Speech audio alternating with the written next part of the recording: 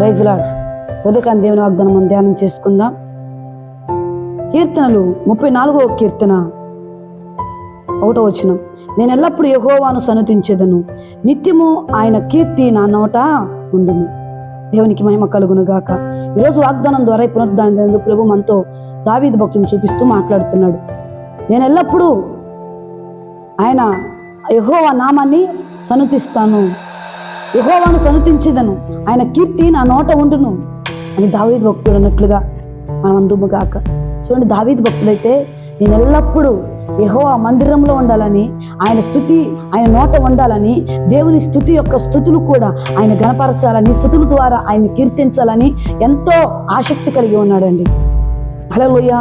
ఈ ఉదయకాందు నువ్వు కూడా పునరుద్ధానం మందు దేవుని యందు ఆసక్తి కలిగి, దేవుని యందు ప్రేమ కలిగి, దేవుని యందు భయము భక్తి కలిగి నువ్వు జీవిస్తున్నట్లయితే ఆయన సన్నిధిలో ఆయన స్తుతించాలి, నువ్వు ఆయన్ను కీర్తించాలి. చూడండి, అంటున్నాడు దావీదు భక్తుడు, నేను ఎల్లప్పుడూ యెహోవాను స్తుతించెదను, నిత్యము ఆయన కీర్తి నా నోట ఉండును.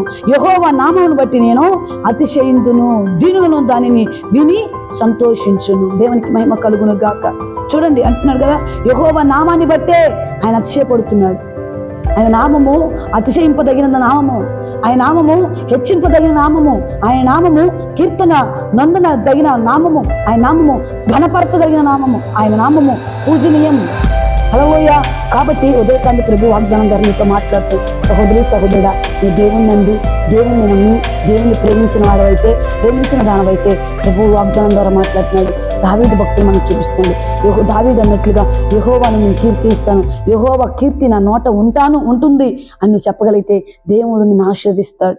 కింద అధ్యాయాలు చదువుదాం. చూడండి ఒకసారి, అంటాడు కదా,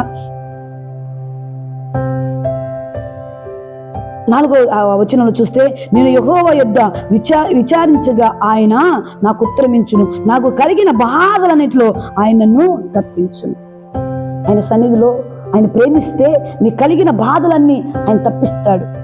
ఆయన యొద్ద నువ్వు విచారణ చేస్తే, ఆయన యొద్ద నువ్వు విజ్ఞాపన చేస్తే, ఆయన యొద్ద నువ్వు మొర్ర పెడితే ఆయన నీకు ఉత్తరం ఇస్తాడు. నీకేమి కావాలో అది ఇస్తాడు. నీకున్న బాధలన్నీ కొట్టివేస్తాడు, బాధల నుంచి నేను తప్పిస్తాడు. కాబట్టి పునరుద్ధాన దేవుని ఉదయాన్ని దేవుని సన్నిధికి వెళ్ళాలని మీరు ప్రయత్నించండి. ఆయన సన్నిధిలో కనపడాలని మీరు ఆసక్తి కలిగి జీవించండి. దావీదైతే ఆయనను స్తుతించాలని, ఆయన కీర్తించాలని ఎంతో ఆసక్తి. ఆయన నామాన్ని బట్టే దావీదు ఎలా ఉన్నాడంటే అతిశయపడుతున్నాడు.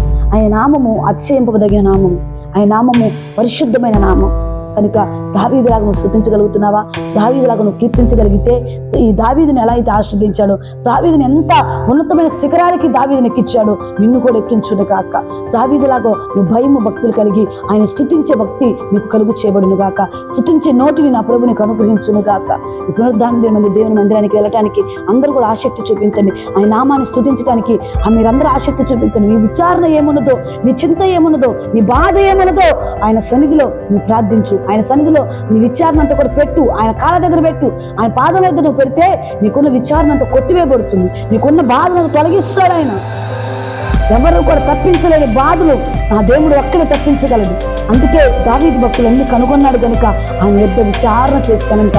దావీదు కలిగిన బాధలన్నింటి నుండి యెహోవా తన్ను తప్పించాడు. నీకే బాధ కలిగి ఉందో సహోదరి సహోదరుడా, నీకే కరువు కలిగి ఉన్నదో, ఏ అనారోగ్యం కలిగి ఉన్నదో, నీకు ఏమీ లేక నువ్వు బాధపడుతున్నావో, ఏమైతే నువ్వు కలిగి ఉన్నావో నా ప్రభు అట్టి బాధను అట్టి వేదన నా ప్రభు కొట్టివేయబడును గాక. కాబట్టి దేవుని సన్నిధిలో ఉండండి, దేవుని సన్నిధికి వెళ్ళండి, ఆయన ఆరాధించండి. నీ విచారణ ఏమైనదో ఆయన సన్నిధిలో అప్పచెప్పండి. ఆయనకే మీరు ఆయన స్తుతించండి. ఆయనకే మీ భారం అంతా ఆయనకే అప్పచెప్పండి. నీ భారం అంతా ప్రభువు కొట్టివేయబడును గాక, నీ విచారణ కొట్టివేయబడును గాక.